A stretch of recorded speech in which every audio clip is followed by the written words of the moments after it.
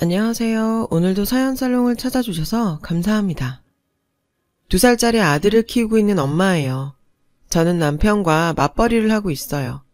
마음 같아서는 아들 옆에 꼭 붙어서 아기 때 모습을 하나도 놓치지 않고 지켜보고 싶지만 현실이 그걸 막네요. 아무래도 남편 혼자 보리로는 버거워서 제가 같이 벌기로 했거든요. 아들이 아직 너무 어려서 어린이집에 보내는 게 마음에 걸렸는데 다행히 어머니들께서 돌봐주시기로 했어요. 양가 어머니들이냐고요? 아니요. 저에게는 엄마가 2분이 계세요. 한 분은 낳아주신 엄마고 다른 한 분은 길러주신 엄마죠. 저는 2분 다 그냥 엄마라고 불러요. 그건 저희 남편도 마찬가지고요. 저에게는 친정아빠가 없어요. 돌아가신 건 아니고 연을 끊고 살고 있죠. 솔직히 아빠라고 부르고 싶지도 않아요.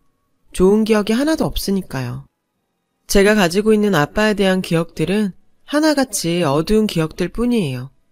그런 기억을 안겨준 아빠와는 2번 다시 엮이고 싶지 않아요. 제 어린 시절은 순탄하지 않았어요.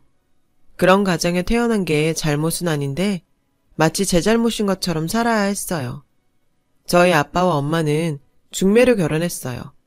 외갓집이 가난해서 입 하나 줄이려고 거의 팔려오듯 결혼을 하셨대요.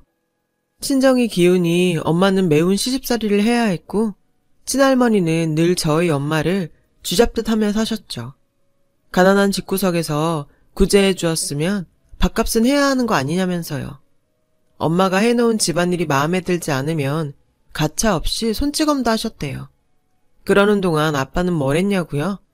남일 보듯 나 몰라라 했다더군요. 처음부터 사랑 없는 결혼이었으니까요. 친할머니는 손자는 보고 죽어야겠다시며 아빠를 압박했고 그런 손주 타령이 지겨워서 중매 자리에 나선 거였죠. 당시 아빠는 다니던 회사 사정이 안 좋아서 스트레스가 많았대요. 그래서 술을 달고 살았고 술을 마시면 어김없이 엄마한테 행패를 부리셨고요. 물건을 던지고 소리 지르고 욕하면서 엄마한테 너는 아들 낳으라고 데려온 거라고 폭언을 일삼으셨대요. 엄마는 하루하루가 너무나 힘들었지만 여기서 도망치거나 이혼을 해도 갈 곳이 없어서 참고 살 수밖에 없었죠. 가난한 친정에 가봤자 입만 늘어났다고 불만 말고는 들을 게 없으니까요. 그저 묵묵히 참으며 견디는 것 외에는 엄마가 할 수 있는 일은 없었어요. 오죽하면 장보러 집 밖에 나가는 시간이 제일 행복한 순간이었다고 회상할까요? 엄마의 시집살이는 맵고 서러웠죠. 그러다 결혼 후 1년 뒤 엄마는 저를 임신했어요. 임신 기간 내내 친할머니는 온갖 한약과 보약을 구해다 엄마한테 강제로 먹였고 아들 낳는데 좋다며 비린 잉어즈까지도 억지로 먹이셨어요. 이걸 먹어야 아들이 나온단다. 네가 아들이라도 낳아야 쓸모가 있지. 라고 하시며 기어이 다 삼키게 하셨대요. 그러나 그렇게 고된 임신기간을 견디고 나온 아이는 딸이었어요. 바로 저죠. 엄마는 저를 보고 너무 행복했지만 반면 친할머니와 아빠한테는 딸인 저는 그저 쓸모없는 존재일 뿐이었어요. 그러니 산후조리나 제대로 해줬겠어요. 그렇다고 친정집으로 갈 수도 없었죠. 형편도 형편이지만 눈칫밥이나 안 먹으면 다행이었으니까요. 할 수 없이 엄마는 가정부 일을 하면서 연을 맺은 분의 도움으로 남의 집에서 산후조리를 해야 했어요. 고작해야 열흘 남짓이었지만요. 그곳에서도 마냥 있을 수만은 없었거든요. 간신히 몸을 추스르자마자 집으로 돌아온 엄마를 기다린 건 더욱 따갑고 고된 시집살이였어요. 재구실도 못하는 것 이라는 말을 들으며 구박을 받게 된 거죠. 저는 기억을 못하지만 친할머니는 제가 울기라도 하면 발로 저를 툭툭 치면서 그만 울라고 윽박지르셨대요. 엄마는 저를 감추기에 바빴고요. 그나마 아빠는 제가 태어나고 나서부턴 술 마시고 행패 부리는 짓은 멈췄대요. 하지만 친할머니한테 엄마는 딸을 낳았다는 이유로 여전히 죄인이었죠. 100일이나 돌잔치는 당연히 못했어요. 그나마 돌 때는 엄마가 몰래 떡을 사다가 상을 차려서 기념을 해주셨어요. 그때 사진이 남아있긴 한데 제가 봐도 초라한 돌상이더라고요. 시간이 지날수록 친할머니 구박은 더욱 심해졌고 더는 견딜 수 없게 되었어요. 그러던 어느 날 집으로 누가 찾아왔어요. 문을 열어보니 엄마가 결혼 전에 살았던 동네 아주머니셨어요. 엄마는 반가운 마음에 어쩐 일이냐고 물었고 아줌마는 엄마를 원망하는 말을 하셨대요. 네 엄마가 널 그렇게 보고 싶어 했는데 아무리 내다 팔듯 시집을 보냈다지만 어쩜 이럴 수가 있니? 내가 분명히 네 시댁에 연락해서 전했는데 어떻게 코빼기도 안 비추니? 장례 마치도록 연락도 없길래 참다 못해 내가 찾아온 거다. 엄마는 그 말을 듣곤 주저앉고 말았어요. 엄마는 외할머니가 돌아가신 것도 모르고 있었거든요. 전 몰랐어요. 엄마가 그렇게 됐다는 건 들은 적도 없다고요. 그때 마침 친할머니가 돌아오셨어요. 친할머니는 아주머니를 빤히 쳐다봤죠. 저 일주일 전에 여기로 전화했던 사람입니다. 이 집 며느리 친정엄마 부고 전한 사람이요. 기억하시죠? 기억납니다. 왜? 장례 치르는데 안 왔다고 쫓아온 겁니까? 그 일이라면 돌아가세요. 시집 오면 출가 외인인데 지 서방 챙기고 집안일 하기도 바쁜 애를 왜 찾아요? 그래서 내가 말 안 했습니다. 이런 건 사돈도 이해할 겁니다. 그러면서 글쎄 태연하게 말하더래요. 아줌마는 당황해서 세상에 뭐 이런 인간이 다 있냐고 소리치셨죠. 아니, 그렇다고 딸이 지 부모 상도 못 치르게 하는 건 무슨 법도예요? 친정에 한 번도 안 보내주고 부려먹더니 이젠 지 부모 장례도 못 치르게 해요? 이게 사람이 할 짓이에요? 그러자 친할머니는 여기서 계속 행패 부리면 경찰을 부를 거라며 집 안으로 들어가 버렸어요. 아주머니는 아무 말 없이 멍하게 앉아있는 엄마 손을 잡고 그러셨죠. 세상에 어쩌다 저런 못돼 먹은 년을 시어미로 만나서 어쩌니. 그리고는 엄마를 안아주셨대요. 엄마는 아주머니를 끌어안고 한참을 서럽게 울어야 했죠. 복달아 나니까 울려거든 나가서 울어. 친할머니의 호통에 엄마는 울음을 닦았어요. 그리고는 친정엄마 산소에 간다며 아주머니를 따라 나섰죠. 그 후로 엄마는 돌아오지 않았어요. 친할머니는 길길이 날뛰었어요. 집에다가 혹 하나 떨어뜨리고 지만 살겠다고 도망갔네. 엄마가 집을 나가자 친할머니는 고작 5살인 저를 보며 소리치셨어요.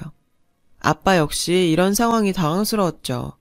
그리고 다음 날부터는 저는 엄마가 받던 구박을 고스란히 받으며 살아야 했어요. 할머니는 엄마가 떠나자마자 바로 아빠의 재혼을 독촉하셨어요. 여자들 사진을 들고 와 선을 보라고 닥달하셨죠. 네 애미가 지금 이 나이에 저것 돌본다고 뼈가 빠진다. 애 키울 사람은 있어야 하지 않겠냐. 당신이 저를 돌본 게 뭐가 있다고 그런 식으로 말하는 건지 참 어이가 없었죠. 아무튼 아빠는 제가 7살 때 재혼을 하셨어요. 새엄마도 가난한 집안의 딸이었어요. 아니, 더 심했어요. 부모님도 돌아가시고 하나뿐인 언니는 다른 곳으로 시집가서 연락도 안 되는 상황이었으니까요. 새엄마도 저희 엄마와 다르지 않았어요. 오자마자 시집살이 당하고 아들 낳으란 구박을 들었죠. 아빠도 마찬가지였고요. 새엄마는 고된 집안일을 하면서도 저를 사랑으로 돌봐주셨어요. 처음 만나던 날부터 따뜻하게 안아주셨죠. 처음에는 새엄마가 어색했어요. 그때까지도 친엄마의 기억을 가지고 있어서 엄마가 둘이라는 사실이 혼란스러웠거든요.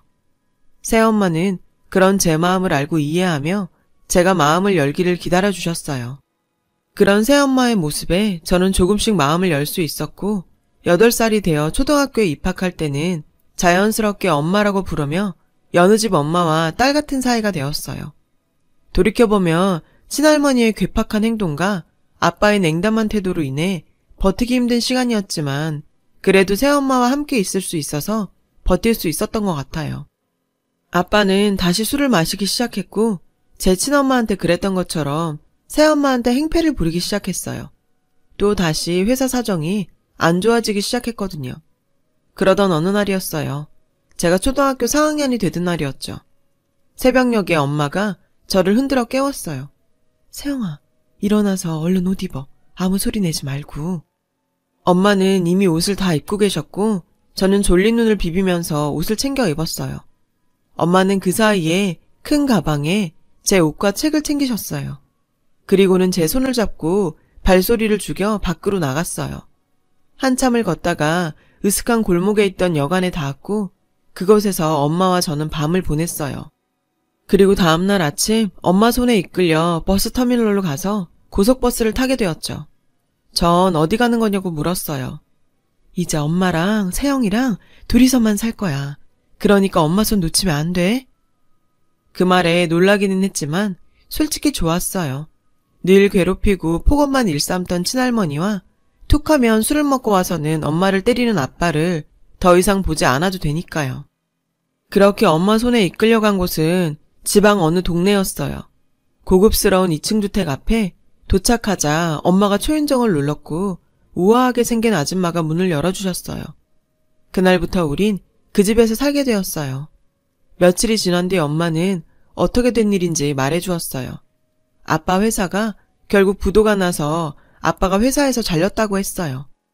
아빠는 그 사실을 집에 말도 안 하고 숨기고 있었던 거예요.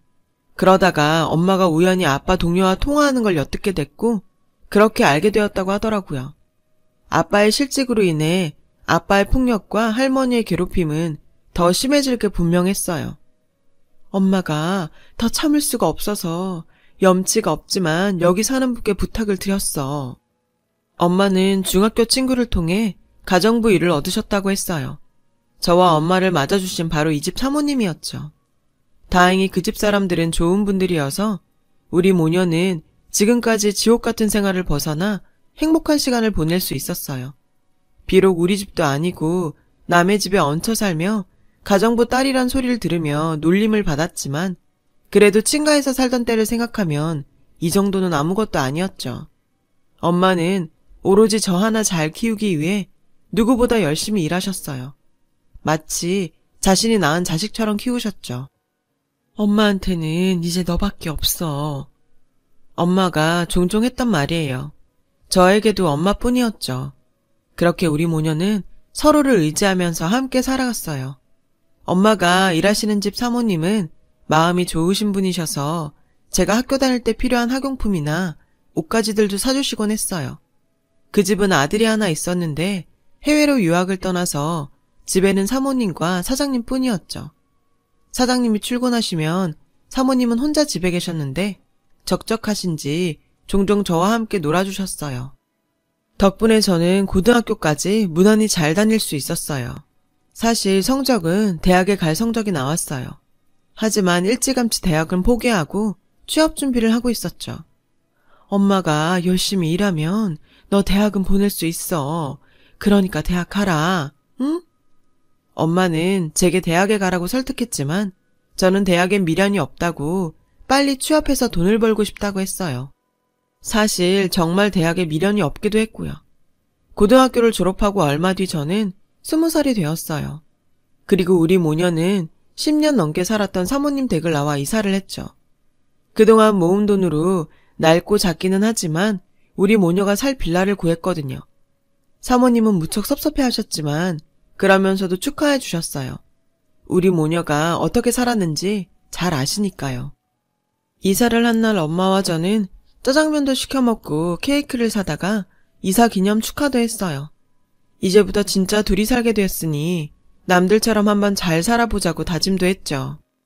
이후 저는 취직을 해서 회사에 다니게 되었어요. 엄마도 집만 나왔을 뿐이지 사모님 댁 일은 계속 하셨고요. 그리고 저는 일한 지 3년이 되던 해에 지금의 남편을 만나서 연애를 하게 됐고 2년 정도 연애를 하고는 결혼을 하게 되었어요. 그러면서도 고민도 많았죠.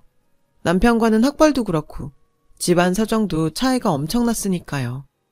그런데 저는 고졸 출신에 돈도 없고 새엄마와 도망쳐 사는 처지니까요. 그런데 무슨 운인지 제가 정말 좋은 시댁을 만났지 뭐예요. 상견례 자리에서 시어머님은 저희 집 사정을 깔보기보다는 오히려 그동안 고생 많았겠다며 위로해 주셨어요. 저희 엄마한테 존경스러운 어머니라며 이런 분과 사돈을 맺게 되어 오히려 영광이라고 하셨죠. 정성스럽게 키운 딸을 보내주시는 것도 감사한데 뭐 들려 보내실 필요 없습니다. 저희는 그냥 세영이 하나면 됩니다.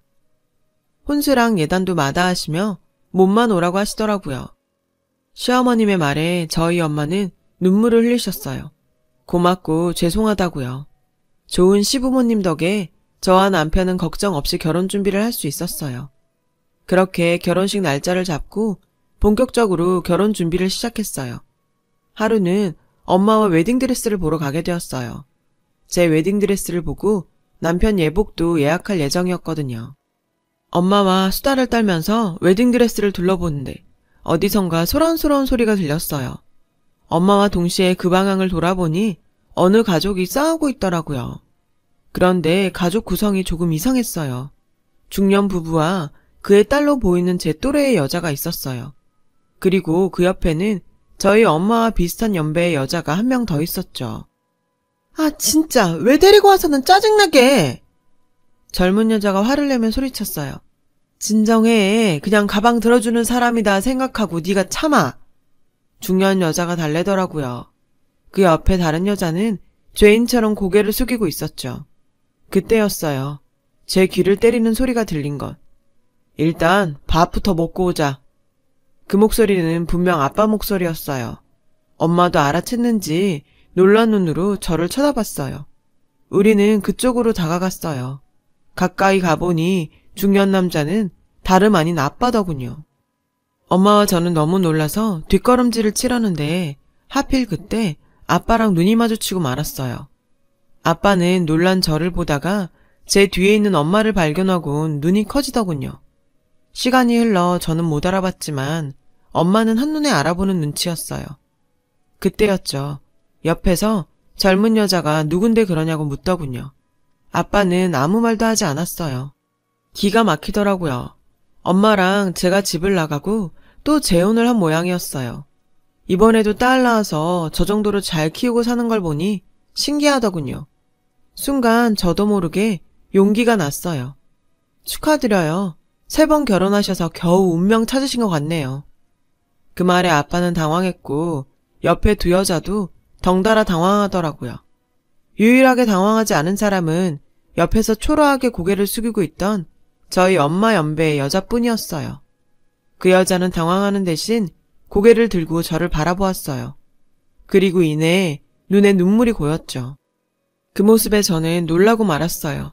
그 사람은 바로 저를 버리고 떠난 제 친모였으니까요. 친엄마는 저를 보자 세영아 라고 부르곤 저를 와라 껴안았어요. 저는 그저 멍하게 서 있을 뿐이었죠. 제가 정신을 차린 건 옆에서 들려오는 짜증스러운 목소리 때문이었어요. 아, 뭐야. 드레스 보러 와서 쪽팔리게. 젊은 여자의 말에 저는 정신이 들었어요. 무슨 말을 그딴 식으로 해요? 그쪽보다 나이도 많으신 분한테. 그쪽은 가정교육을 그따위로 받고 자랐나 보죠? 그랬더니 젊은 여자가 발끈하더군요. 아빠는 주변 눈치를 보더니 여기서 이러지 말고 나가서 얘기하자며 제 팔을 잡아 끌었어요. 저는 그 손을 뿌리치고 아빠를 밀치며 말했죠. 함부로 내 몸에 손대지 마세요. 당신이 뭔데 나한테 이러는 건데요? 창피하긴 한가 보죠? 그러게 인생을 왜 그따위로 사셨대요? 창피한 줄 알면 제대로 살았어야지. 젊은 여자와 그녀의 엄마는 아빠를 노려보며 도대체 무슨 사이길래 이러냐고 따져 물었어요. 아빠는 난처한 표정으로 나중에 얘기하겠다고 하더군요. 왜요? 나중에 무슨 거짓말을 하려고? 그냥 여기서 말하세요. 저 이 사람 딸이에요. 그리고 당신들이 구박하는 이 여자는 제 친엄마고요. 제 옆에 있는 이분은 아빠의 둘째 부인 제 새엄마예요. 보다시피 이 사람 부인이 여럿이에요. 툭 하면 술 먹고 부인을 두들겨 패고 살아서 제 친모도 새엄마도 이 남자 피해 도망쳐서 살았어요. 저희 엄마가 어떻게 다시 이 사람이랑 살고 있는지는 모르겠지만요. 제 말에 젊은 여자와 그녀의 모친은 충격을 받았는지 얼른 가방을 들고 샵을 나가버렸어요. 아빠는 한숨을 푹푹 쉬며 죽일 듯 저를 노려봤죠. 너 꼭 이렇게 해야 속이 시원하냐? 막말로 내가 널 버렸냐? 네가 날 버리고 네 새엄마랑 야반도주 한 거잖아. 근데 왜 내 탓을 해? 버르장머리 없는 자식 같으니라고. 버르장머리요? 당신이 그런 말 할 자격이 있긴 하고요. 맞아요. 저 제 발로 나갔어요. 왠지 알아요? 안 그럼 당신한테 맞아 죽는 엄마 보게 생겼으니까요. 당신 엄마나 당신이나 인간들 아니잖아. 인간이라면 그러고 살 수 없는 거잖아. 창피한 줄 알고 사세요. 그 길로 저는 엄마를 데리고 나갔어요. 씩씩거리며 걸어가는데 뒤에서 누가 제 이름을 부르더군요. 친엄마였어요. 솔직히 전 친엄마에 대한 감정도 좋지 않았어요. 어쨌든 절 버렸으니까요. 친엄마는 당신 얘기 좀 들어달라고 울면서 사정을 했어요. 그러기 싫다고 매몰차게 끊어내는데 엄마가 제 손을 잡고 일단 얘기는 들어보자고 절 설득하셨죠. 엄마의 말에 저는 더 이상 고집을 부릴 수 없었어요. 우리는 근처 조용한 곳으로 갔어요. 차분히 앉아서 친엄마한테 모든 사정을 들을 수 있었죠. 엄마랑 제가 집을 나간 지 1년 정도 지났을까? 친엄마는 7년 만에 집을 찾아갔대요. 일을 구한 상황이었고 이제 돈도 버니까 절 데리고 가려고 말이죠. 그렇게 도망간 거 너한테는 정말 면목이 없다. 죽을 죄라는 거 알아. 그래도 언젠가 꼭 널 데려오려고 했어. 친엄마는 울면서 그러더군요. 하지만 정작 집에 가보니 저는 없었고 2번의 결혼 실패와 실직으로 망나니가 된 아빠는 친엄마를 보자 붙잡고 놔주지 않았대요. 그렇게 반강제적으로 아빠와 재결합을 하게 된 거죠. 또 다시 힘겨운 생활이 시작된 거죠. 여전히 아빠는 술만 먹으면 엄마를 팼고 친할머니의 표독스런 시집살이도 여전했죠. 다행히 얼마 뒤 친할머니가 돌아가셨고 구박에서는 벗어날 수 있었다더군요. 대신 아빠가 여자들을 끼고 다니기 시작했어요. 애인들에게 돈을 다 퍼주고 엄마를 애인들의 하녀처럼 부리기 시작한 거죠. 현재 만나는 애인은 이혼녀였더군요. 아까 그 젊은 여자의 엄마죠. 엄마 바보야? 옛날처럼 도망이라도 치지 왜 그러고 살아? 저는 울면서 소리쳤어요. 언젠가 세영이 네가 다시 그 집으로 돌아올지 몰라서 그래서 있었어. 그 말을 듣자 새엄마는 친엄마를 꼭 끌어안으셨어요. 한 남자로 인해 힘든 시간을 살아온 두 여자는 한참을 끌어안고 울었어요. 그 모습을 보니 가슴이 무너지더군요. 얼마 뒤 저는 변호사를 대동하고 아빠 집으로 갔어요. 그리고 그 집에서 엄마를 데리고 나왔죠. 시댁에서 도와주신 덕분이었어요. 시아버님이 변호사를 구해주셨거든요. 변호사를 통해 친엄마와 아빠의 이혼 절차를 밟았고 그동안 두 엄마들한테 폭력을 휘두른 것도 소송을 걸어 법정 싸움을 시작했어요. 먼저 친엄마의 이혼 소송이 완료됐고 이혼이 확정됐어요. 얼마 뒤 두 엄마에 대한 폭행 및 감금에 대한 소송도 판결이 났어요. 아빠는 두 엄마한테 위자료와 배상금을 물게 되었죠. 그러자 아빠는 전전긍긍하며 애인이란 여자한테 도움을 청했지만 애인은 그날 이후 아빠한테 5만 정이 다 떨어졌다며 연락하지 말라고 문전박대를 했다더군요. 아빠는 돈도 다 잃고 철저히 혼자 남게 된 거죠. 그리고 저는 두 엄마를 모시고 결혼식을 올렸어요. 지금은 제 아들의 할머니로 더없이 행복하게 살고 계시죠. 두 분은 마치 친자매처럼 사이가 얼마나 돈독한지 몰라요. 가난한 집에 태어나 고생을 했던 두 엄마는 서로의 상처를 보다듬으며 그렇게 살고 계세요. 덕분에 저는 암흑 같은 상황 속에서도 온전한 성인으로 자랄 수 있었어요. 저는 정말 운이 좋은 사람입니다. 한스러운 인생을 사셨지만 저 하나 지켜내기 위해서 두 엄마가 제게 주신 사랑을 잊지 않고 앞으로도 두 분의 딸로 열심히 살아가려고 해요. 저 행복할게요. 긴 사연을 들어주셔서 감사드려요. 들어주신 모든 분들 꽃길만 걸으세요. 여러분, 사연 댓글에 응원과 현명한 조언 부탁드려요. 좋아요와 구독은 저에게 큰 힘이 됩니다. 오늘도 좋은 일 가득하세요.